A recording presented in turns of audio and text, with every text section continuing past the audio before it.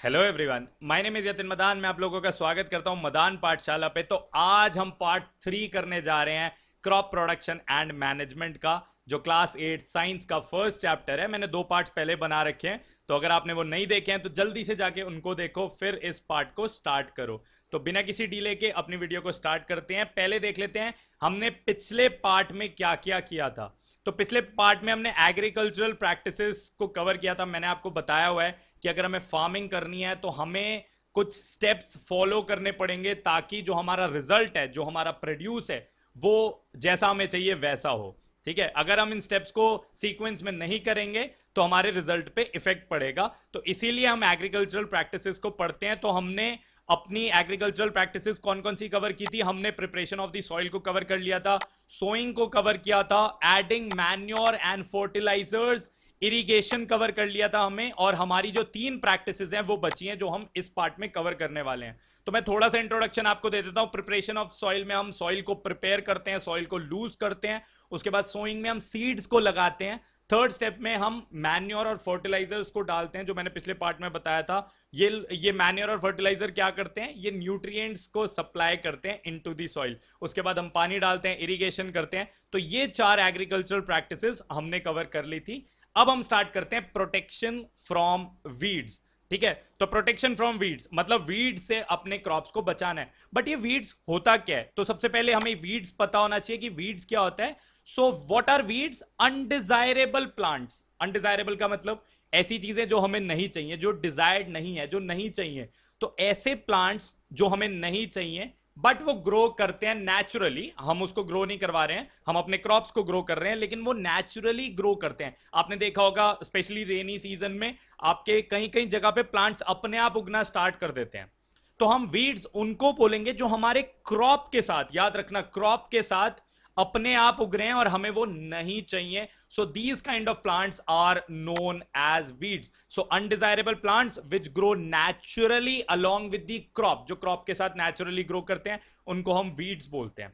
Is that clear? अब weeds को remove करने के इस प्रोसेस को हम क्या बोलते हैं? वीडिंग। बहुत आसान सा प्रोसेस है, नाम सुनते ही आपको आ जाएगा, हाँ वीड्स की बात हो रही है। तो रिमूवल ऑफ वीड्स, वीड्स को निकालना पड़ेगा बिकॉज हमें वो नहीं चाहिए। ठीक है, अब क्यों निकालना पड़ेगा? What is the need of weeding? Why we should do weeding in our land, right? हमें क्यों वीडिंग करनी है? तो उसके लिए हमारे पास 3 इंपॉर्टेंट रीजंस हैं why weeding. So weeds compete with the crop plants, हमारे क्रॉप प्लांट्स के साथ वो कंपटीशन करते हैं। ठीक है, कंपटीशन करते हैं। किस चीज का कंपटीशन? वाटर का, न्यूट्रिएंट्स का, स्पेस का, लाइट का, इन सब चीजों का कंपटीशन होता है। और क्या होगा कि वो चीजें हमारी डिवाइड हो जाएंगी। सपोज हमारे पास क्रॉप है और हमारे पास वीड है। ठीक है, तो क्रॉप को भी पानी चाहिए, वीड को भी पानी चाहिए ग्रो करने के लिए। क्रॉप को भी न्यूट्रिएंट्स चाहिए, वीड को भी न्यूट्रिएंट्स चाहिए। क्रॉप को भी सनलाइट चाहिए, वीड्स को भी सनलाइट चाहिए। तो एक्चुअली होगा क्या कि वीड्स हमें चाहिए नहीं, वीड्स आर अनडिजायरेबल। तो वीड्स हमारे न्यूट्रिएंट्स लेने लग जाएंगे, वाटर लेने लग जाएंगे, और हमारा जो क्रॉप है उसकी ग्रोथ पे इफेक्ट करेंगे, विच वी डोंट वांट। हमें नहीं चाहिए हमारा क्रॉप ग्रो अच्छे से ना करे। इसलिए हमें वीड्स को क्या करना है? वीड्स को निकाल देना है, ताकि हमारे सारी जो चीजें हम दे रहे हैं वो हमारे क्रॉप को मिले। ठीक है, सम वीड्स इंटरफेयर इन हार्वेस्टिंग। जब हम क्रॉप्स में से प्रोडक्ट को निकालते हैं, सपोज हमने राइस के क्रॉप लगाया या वीट का क्रॉप लगाया, तो हम वीट को जब रिमूव करेंगे, जब हार्वेस्टिंग करेंगे, अभी हार्वेस्टिंग के बारे में हम पढ़ेंगे last, second last agricultural practice में। तो हार्वेस्ट जब हम करते हैं तो क्रॉप के साथ वीड भी मिक्स हो सकते हैं। ठीक है, और वीड्स पॉइजनस हो सकते हैं, इसी वजह से वो डेंजर कॉज कर सकते हैं हमें या एनिमल्स को। ठीक है, सपोज आप वीट निकाल रहे हो, उसके साथ आपके वीड्स भी निकल जाएंगे, तो इससे क्या होगा? जो हमारा क्रॉप हमारा प्रोड्यूस होगा, क्रॉप में से जो हमने निकाला है, वो भी पॉइजनस हो जाएगा, विच वी डोंट वांट। ठीक है, तो हमें पॉइजन नहीं चाहिए, ठीक है, इन आर क्रॉप्स। तो हमें वीड्स को निकाल देना पड़ेगा। एंड दे में रिलीज टॉक्सिन्स, टॉक्सिन्स रिलीज कर सकते हैं। टॉक्सिन्स क्या होता है? हार्मफुल केमिकल्स वो रिलीज कर सकते हैं जो क्रॉप को डैमेज कर सकते हैं। ठीक है, तो हमारी हेल्थ के लिए खतरा है, क्रॉप के लिए खतरा है, और क्रॉप के साथ कंपटीशन हो रहा है for nutrients, water, light, space. तो इसी वजह से हमें वीड्स को निकालना बहुत इंपॉर्टेंट है। सो आई होप आपको समझ आ गया होगा why there is a need of weeding. अब हम अपने टॉपिक पे चलते हैं कि कैसे वीड्स को निकालें। हमें समझ आ गया वीड्स निकालना जरूरी है, बट कैसे हम उसको कर सकते हैं? तो हमारे पास कुछ मेथड्स हैं to for weeding, of course for weeding. So first method जो हमारा है वो है टिलिंग। टिलिंग याद करो, मैंने फर्स्ट वीडियो में आप लोगों को बताया था, किसमें बताया था? प्रिपरेशन ऑफ सॉइल में बताया था। जब हम सॉइल को प्रिपेयर करते हैं तो मैंने आपको बताया था हमारा सॉइल को हमें क्या करना होता है? लूज करना होता है। जैसे यहां पे आप देखो, यहां पे आप देखो, ये पर्सन क्या कर रहा है? सॉइल को लूज कर रहा है। अगर सॉइल लूज हो जाएगा अच्छे से तो क्या होगा? हम अच्छे से हमारे प्लांट्स जो है वो ग्रो कर पाएंगे। अगर हमारा सॉइल जो है वो हार्ड है तो उसमें हमारे क्रॉप ग्रो नहीं कर पाएंगे। तो फर्स्ट स्टेप हमें प्रिपेयर करना होता है। तो उसी स्टेप में क्या होता है, कभी कभी वीड्स भी निकल जाते हैं, ठीक है, वीड्स भी निकल जाते हैं, अपरूट हो जाते हैं वीड्स, और वो ड्राई अप हो जाते हैं, वो सूख जाते हैं और सॉइल के साथ ही मिक्सअप हो जाते हैं। तो हमने क्या किया है, हम अपनी सॉइल को तो प्रिपेयर कर ही रहे थे, लेकिन वीड्स भी अपरूट हो गए हैं और वो भी सॉइल के साथ मिक्सअप हो गए। अगर वो सॉइल के साथ मिक्सअप हो जाएंगे, so what is the benefit of that? अगर वो सॉइल के साथ मिक्सअप हो गए, सो वो न्यूट्रिएंट्स प्रोवाइड करेंगे टू दी सॉइल। कैसे? क्योंकि weeds are also natural, they are also plants. तो प्लांट्स अगर सॉइल में जाएंगे तो वो डीकंपोज हो जाएंगे बाय द बैक्टीरियाज और द माइक्रो ऑर्गेनिजम्स, और वो न्यूट्रिएंट्स प्रोवाइड करेंगे। सो हमारा डबल बेनिफिट हो रहा है, एक तो हम वीड्स निकाल रहे हैं और हमारी सॉइल में न्यूट्रिएंट्स भी आ रहे हैं। So that is a very important process, और ये बहुत ज्यादा फॉलो किया जाता है, टिलिंग। अब टिलिंग आपको याद रखना है, फर्स्ट में भी हमें पढ़ना है टिलिंग और वीडिंग में भी हमें पढ़ना है, तो आपकी थोड़ी मेहनत बच जाएगी। आप एक बार पढ़ लोगे तो आपको समझ आ जाएगा, ठीक है। सेकंड हमारा आता है मैनुअल रिमूवल, जो बहुत ज्यादा यूज होता है इंडिया में। मैनुअल रिमूवल, मैनुअल रिमूवल क्या होता है? आप हाथ से या किसी इंस्ट्रूमेंट से आप उसको निकालो, ठीक है, उसको निकालो, वीड्स को आप ऐसे करके निकालो। The manual removal includes physical removal of weeds. आपने वीड को पकड़ के निकाल दिया या वीड को पकड़ के खींच दिया, ठीक है, तो वो मैनुअल रिमूवल है। ये किससे होता है? ये खुरपी से होता है। ये बहुत इंपॉर्टेंट है, आपसे पूछा जाता है वीडिंग मैनुअली किस इंस्ट्रूमेंट से होता है, ठीक है, तो द आंसर इज खुरपी या फिर सीड ड्रिल। सीड ड्रिल याद करो, एक फनल शेप का इंस्ट्रूमेंट जिसमें हम सीड्स डालते हैं, यहां से हम सीड्स डालते हैं, और वो सीड्स क्या होते हैं? वो सीड्स सॉइल के अंदर अपने आप लग जाते हैं। हमने ये सोइंग के अंदर पढ़ा था, अपनी फर्स्ट वीडियो, अगर आप भूल गए हो फर्स्ट वीडियो उठा के एक बार देखना, तो उसके अंदर हमने इसको पढ़ा था। हम सीड्स ऊपर से डालते हैं और वो धीरे धीरे करके पूरे सॉइल में सो होते जाते हैं, ठीक है, तो उससे भी हम वीडिंग कर सकते हैं, खुरपी से भी हम वीडिंग कर सकते हैं। दिस इज खुरपी, ठीक है, ये हमारी खुरपी है, ठीक है, दिस इज खुरपी। Is that clear? So first method is tilling, second method is manual removal. Okay, but जो सबसे ज्यादा पॉपुलर है वो है वीडीसाइड्स, ठीक है, और ये बहुत इंपॉर्टेंट टॉपिक भी है हमारा, वीडीसाइड्स, ठीक है। तो वीड्स को हम कैसे कंट्रोल करते हैं? We are using chemicals that are known as weedicides. ये वीड को किल कर देते हैं, क्रॉप प्लांट को डैमेज नहीं करते, वीड्स को किल कर देते हैं। इसको हम ऐसे ही मैन्युफैक्चर करते हैं, ऐसे केमिकल्स होते हैं जो सिर्फ वीड पे इफेक्ट डालें। So these chemicals are known as weedicides, weedicides. Is that clear? यहां पे देखो, हम इसको क्या करते हैं, पानी के साथ डाइल्यूट करते हैं, पानी के साथ मिला देते हैं इस केमिकल को, और जितना रिक्वायर्ड है और उसके हिसाब से हम इसको स्प्रे करते हैं in the whole land, in the whole our farm. हम पूरे फार्म में इसको स्प्रे कर देते हैं और ये वीड्स को किल कर देते हैं, ठीक है। इसके एग्जांपल्स आपको याद रखने हैं, थोड़ा अजीब से नाम है, 2,4D, 2,4,5T, ठीक है। आपकी बुक में सिर्फ यही वाला फर्स्ट वाला एग्जांपल दिया हुआ है, सिर्फ ये वाला, तो आप एक एग्जांपल भी इसका याद रख सकते हो। मैंने दो एग्जांपल्स आपको दे दिए हैं।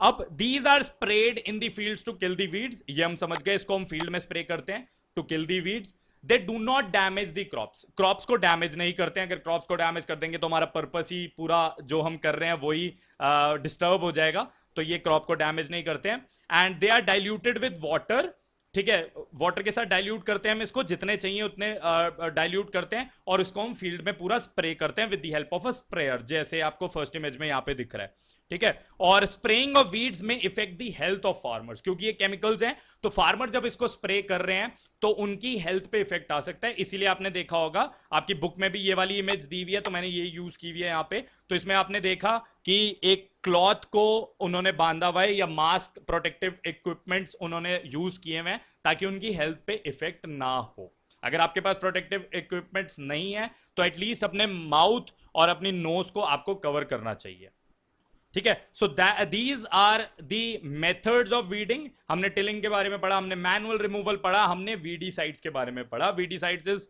द मोस्ट पॉपुलर वन, ठीक है। अगर आपका छोटा सा कोई लैंड है तो आप खुरपी से निकाल सकते हो, बट अगर आपका बहुत बड़ा लैंड है तो आप हर एक वीड को जाके हाथ से निकालना, it is very very difficult, very labours process, ठीक है, तो ये हमारा वीडिंग हो गया। अब हम अपनी नेक्स्ट एग्रीकल्चरल प्रैक्टिस पे चलते हैं। कितनी कवर कर ली हमने एग्रीकल्चर प्रैक्टिस? हमने 5 एग्रीकल्चर प्रैक्टिस कवर कर ली। This is the 6th one. This is known as harvesting. Harvesting, जिस चीज का हम वेट कर रहे थे इतने टाइम से, जो सारे स्टेप्स हम कर रहे थे, किसके लिए कर रहे थे? हार्वेस्टिंग के लिए। हार्वेस्टिंग का मतलब the cutting of crop after it is mature. जब क्रॉप हमारा मैच्योर हो जाता है, उसके बाद हम उसको कट करते हैं फॉर द प्रोड्यूस। जो चीजें हमें चाहिए थी उसके लिए हम उसको कट करते हैं, that is known as harvesting. ठीक है, अब हार्वेस्टिंग के लिए हम सारी एग्रीकल्चर प्रैक्टिस कर रहे थे। अब क्या यूज कर सकते हैं हम हार्वेस्टिंग के लिए? तो सबसे पहले जो मोस्ट कॉमनली यूज होता है वो है हमारा सिकल। ठीक है, सिकल, ये आपने देखा होगा, this is known as sickle. ठीक है, यहां पे आपको दिख रहा है, मैं यहां पे ऐसे करके मार्क कर देता हूं, this is known as sickle. ये बहुत ज्यादा यूज होता आ रहा है और बहुत पहले से यूज होता आ रहा है। जब से एग्रीकल्चरल प्रैक्टिसेस हमारी चल रही हैं तो सिकल हमारा यूज होता है। But again, this sickle is for a small piece of land. अगर आपका छोटा सा लैंड है तो आप सिकल से हार्वेस्टिंग कर सकते हो। अगर आपका बहुत बड़ा, बहुत लार्ज स्केल के फार्मर हो तो आपको कुछ और यूज करना पड़ेगा, and that is known as a harvester. ठीक है, यहां पे 2 होना चाहिए। ठीक है, that is known as a harvester. तो हार्वेस्टर एक ऐसी मशीन है which is used for harvesting the crops. ठीक है, एक ऐसी मशीन, यहां पे आप देखो, एक मशीन जो हार्वेस्ट करती है। बस इससे ज्यादा आपको इसमें कुछ याद नहीं रखना है, ये मशीन कैसे वर्क करती है, ये मशीन क्या करती है, ये आपको नहीं पढ़ना है। आपको बस ये याद रखना है, harvester is used for harvesting, which is very easy, नाम में ही आपको पता लग रहा है। ठीक है, sickle is used for harvesting, ये बहुत इंपॉर्टेंट है। आपको एग्रीकल्चरल टूल्स पूछे जाते हैं और पूछा जाता है ये क्या करते हैं। जैसे सिकल क्या करता है, हमने खुरपी के बारे में पढ़ा, खुरपी क्या करता है। सीड ड्रिल किस में यूज होता है, तो ये सब, प्लो किस में यूज होता है, हो किस में यूज होता है, तो ये सब आपको पता होने चाहिए। ठीक है, तो हमने सिकल के बारे में पढ़ा, हार्वेस्टर के बारे में पढ़ा। उसके बाद थर्ड हमारा आता है कंबाइन। कंबाइन इज इंपॉर्टेंट, ध्यान से सुनना। It is a combination, combine नाम है ना इसका, it is a combination of harvester as well as a thresher. ठीक है, इसमें हार्वेस्टर भी है और थ्रेशर भी है। हार्वेस्टर का मतलब आप लोग समझ गए हो कि हार्वेस्ट करना, क्रॉप्स को कट करना जब वो मैच्योर हो जाए, तो ये वो काम भी करता है। उसके बाद थ्रेशिंग भी करता है। थ्रेशिंग का क्या मतलब होता है, जब हमें सपोज हमने वीट का क्रॉप लगाया, तो वीट का जो ग्रेन होता है, जो ग्रेन होता है वीट का, उसके ऊपर एक प्रोटेक्टिव कवरिंग होती है। ठीक है, जिसको हम शैफ बोलते हैं, जिसको हम शैफ बोलते हैं। मतलब अगर मैं और आसान भाषा में बोलूं तो आपका जो ग्रेन होता है उसके ऊपर एक छिलका होता है। ठीक है, एक छिलका होता है जिसको हमें निकालना होता है। ठीक है, तो उस छिलके को हम क्या बोलते हैं? शैफ बोलते हैं। अब कैसे निकालते हैं उसको? उसको ये मशीन की हेल्प से निकालते हैं। तो यहां पे जो आप ये एक मशीन देख रहे हो, ये क्या कर रहा है? ये हार्वेस्ट भी कर रहा है, क्रॉप्स को हार्वेस्ट भी कर रहा है और उनको सेपरेट भी कर रहा है फ्रॉम द छिलका और द शैफ। ठीक है, so the grain is separated from the chef. हम ग्रेन और शैफ को अलग अलग कर रहे हैं और इस प्रोसेस को हम क्या बोलते हैं? थ्रेशिंग बोलते हैं। सो कंबाइन में दोनों चीजें हो रही हैं, हार्वेस्टिंग तो हो ही रही है और इसमें थ्रेशिंग भी हो रही है, तो इसीलिए हम इसको कंबाइन बोलते हैं। इस मशीन को हम कंबाइन बोलते हैं। बट अगेन, छोटे फार्मर्स की हम बात करें तो छोटे फार्मर्स इसको कैसे करते हैं? तो आप यहां पे देखो, एक लेडी खड़ी हुई है ऊपर थोड़ी सी हाइट पे, and they are throwing the seeds and the chaff down. ठीक है, सीड्स और शैफ को नीचे की तरफ वो थ्रो कर रहे हैं। तो उससे क्या हो रहा है? विंड की हेल्प से जो हमारा छिलका है, because the chaff is lighter in weight, वो हल्का है ना, छिलका जो है वो हल्का है हमारा, और वो क्या हो रहा है? विंड की मदद से वो उड़ जा रहा है और जो ग्रेन्स हैं वो सारे नीचे गिर रहे हैं। So this method is known as winnowing. ठीक है, विनोइंग में हम क्या कर रहे हैं? विंड का यूज कर रहे हैं। किसका यूज कर रहे हैं? हवा का यूज कर रहे हैं, विंड का यूज कर रहे हैं to separate the grain from the chaff. Grain को छिलके से अलग कर रहे हैं, किसकी हेल्प से कर रहे हैं? विंड की हेल्प से कर रहे हैं। So that is known as winnowing. अब ये मशीन की हेल्प से भी होता है। ठीक है, इसको विनोइंग मशीन भी बोलते हैं, मशीन से भी यूज कर सकते हो, बट आपको पता होना चाहिए बेसिकली विनोइंग होता क्या है।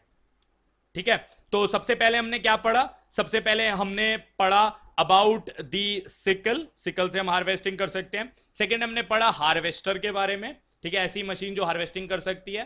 थर्ड, ऐसी मशीन जो हार्वेस्टिंग भी कर सकती है और ग्रेन को शैफ से अलग भी कर सकती है, ग्रेन को छिलके से अलग भी कर सकती है, उसको हम कंबाइन बोलते हैं। और चौथी मशीन जो ग्रेन को शैफ से अलग करती है, ठीक है, इसको हम विनोइंग बोलते हैं। This process is known as winnowing. Is that clear?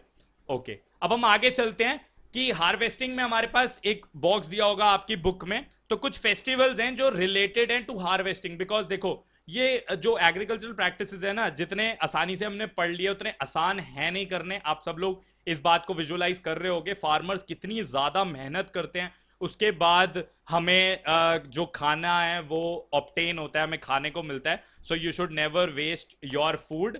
कभी भी फूड वेस्ट करने का ख्याल आए तो सोच लेना कितनी सारी एग्रीकल्चरल प्रैक्टिसेस के बाद आपको ये राइस या आपको ये चपाती या आपको दाल या आपको सब्जी कितने ज्यादा मेहनत के बाद मिली है। तो इतनी ज्यादा मेहनत के बाद जब अच्छा प्रोड्यूस होता है, आप पढ़ते हो आपका अच्छा रिजल्ट आता है अगर, तो आप सेलिब्रेट करते हो। ठीक है, तो इन्हीं सेलिब्रेशन से रिलेटेड कुछ फेस्टिवल्स हमारे इंडिया में है, तो आपको फेस्टिवल्स के नाम पता होने चाहिए। ठीक है, पोंगल, ठीक है, the first one is Pongal. आपको पोंगल के बारे में शायद पता होगा। The first one is Pongal, right. उसके बाद हमारे पास बैसाखी, ठीक है, होली, दिवाली, नबन्या एंड बीहू। तो ये सारे फेस्टिवल्स के नाम आपको पता होने चाहिए। अब कुछ स्टूडेंट सोच रहे होंगे सर होली दिवाली का तो कुछ और पर्पस भी है, right, but they are also a celebration for harvesting. ठीक है, हार्वेस्टिंग फेस्टिवल्स भी हम उनको बोलते हैं। तो ये सारे नाम आपको पता होने चाहिए, पोंगल, बैसाखी, होली, दिवाली, नबन्या एंड बीहू। इसके बारे में आपको ज्यादा डिटेल में जानने की जरूरत नहीं है कि फेस्टिवल्स में क्या होता है, कैसे होता है, बट आपको यह पता होना चाहिए कि these are the harvesting festivals. ठीक है, तो बैसाखी की इमेज आपको ऊपर दिख रही है टॉप पे, दिस इज फॉर बैसाखी। ये हमारा पोंगल है, सेकंड इमेज जो हमारा पोंगल का है, and this is for your Bihu. ठीक है, असम में सेलिब्रेट होता है, बट डिटेल जानने की आपको ज्यादा जरूरत है नहीं इस चैप्टर के लिए।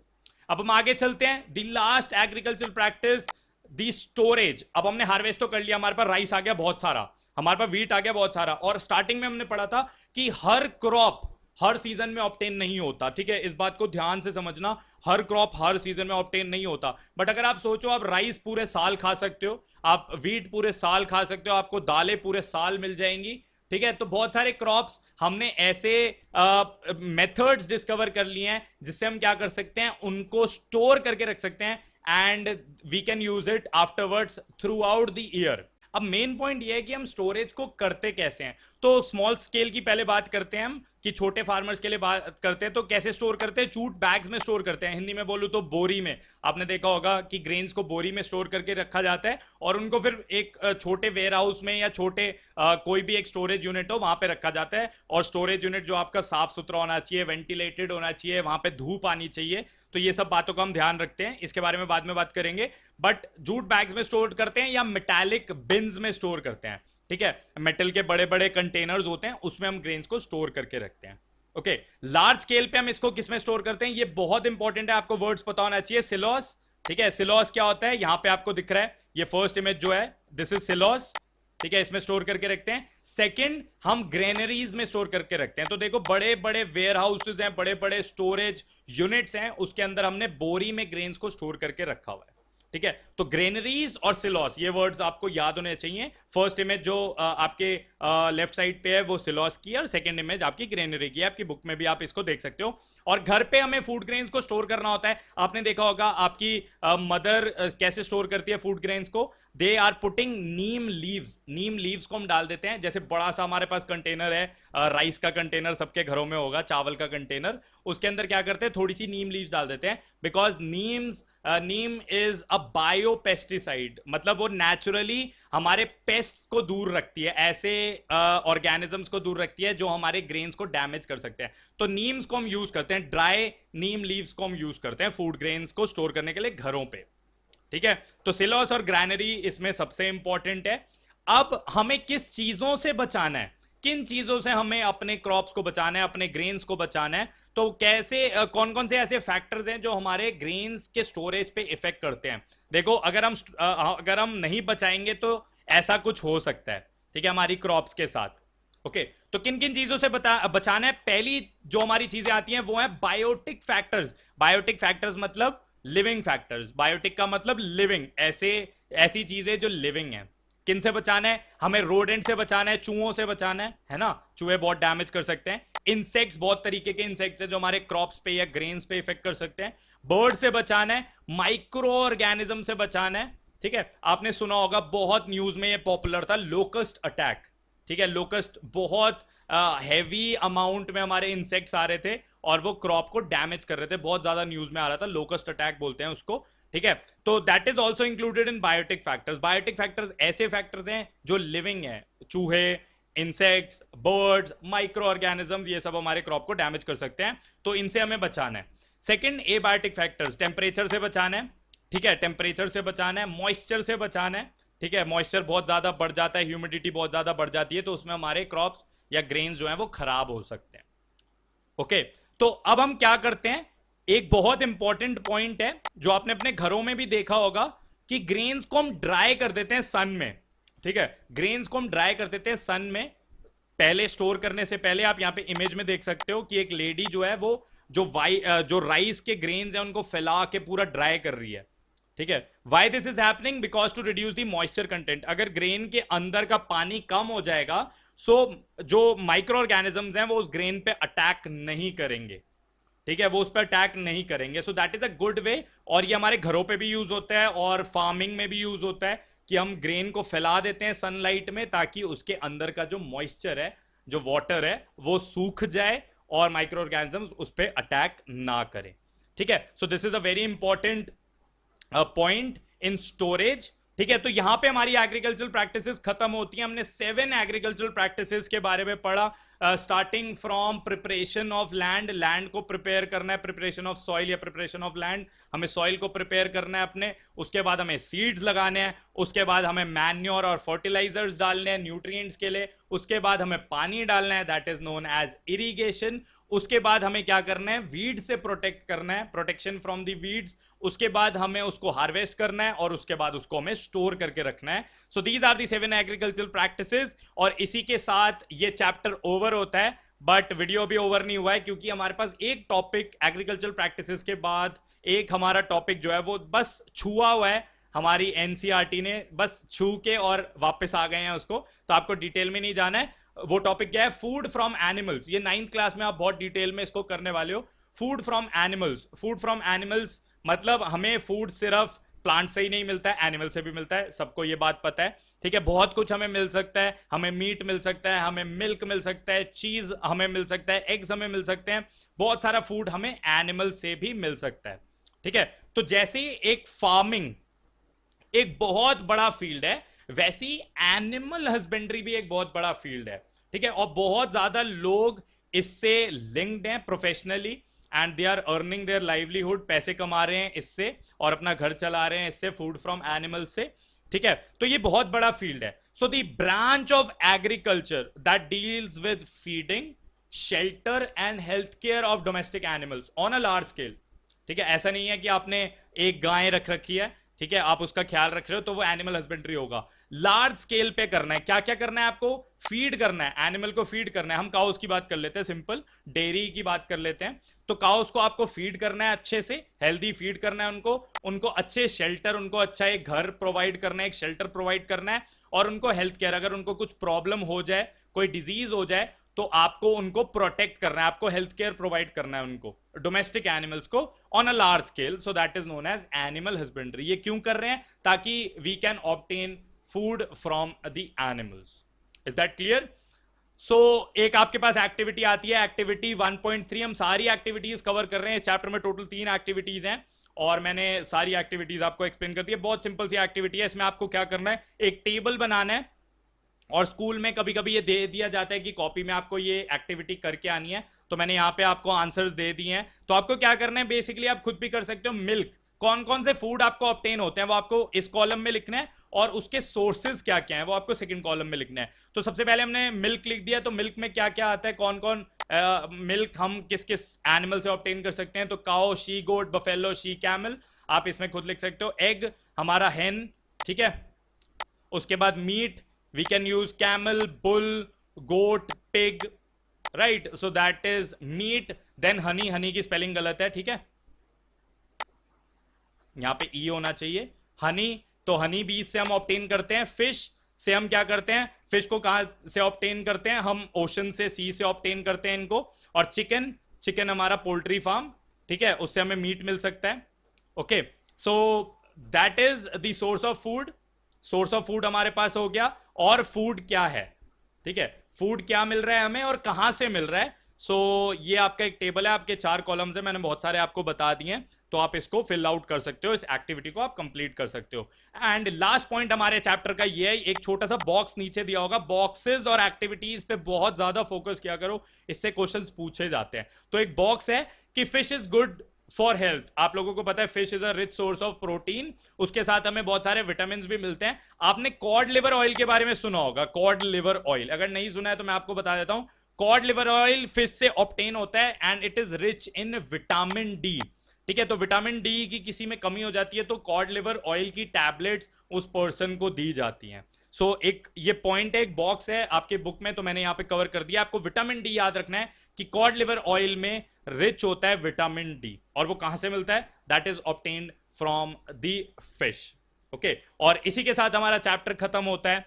एंड हमने ये 3 पार्ट वीडियो सीरीज स्टार्ट की थी to complete crop production and management. तो आपको इसमें एक तो क्रॉप्स का इंट्रोडक्शन याद रखना है, उसके बाद सारी एग्रीकल्चरल प्रैक्टिसेस, और उसके बाद फूड फ्रॉम एनिमल्स में आपको एनिमल हस्बेंड्री की बस एक डेफिनेशन जो है वो याद रखनी है कि it is a branch of agriculture that deals with feeding, उनको खिलाना पिलाना, उनका शेल्टर और उनका हेल्थ केयर पे ध्यान रखना of domestic animals on a large scale, बहुत बड़े स्केल पे। ठीक है, तो डेफिनेशंस को हमेशा ऐसे ब्रेक करके समझ के आपको याद रखना चाहिए, रट्टा मत मारा करो डेफिनेशंस को। ठीक है, so this was it from my side, we ended this chapter. I hope आपको चैप्टर समझ आया होगा। कोई क्वेरी हो तो प्लीज कमेंट बॉक्स में कमेंट लिख देना आपका, I will surely solve this. और अगर वीडियोस अच्छी लग रही है तो प्लीज चैनल को सब्सक्राइब करो, मैं सारे चैप्टर्स कवर करने वाला हूं, ऐसी बहुत स्पीड में कवर करने वाला हूं। So bye bye everyone, take care, I am Yatan Madan signing off, bye bye.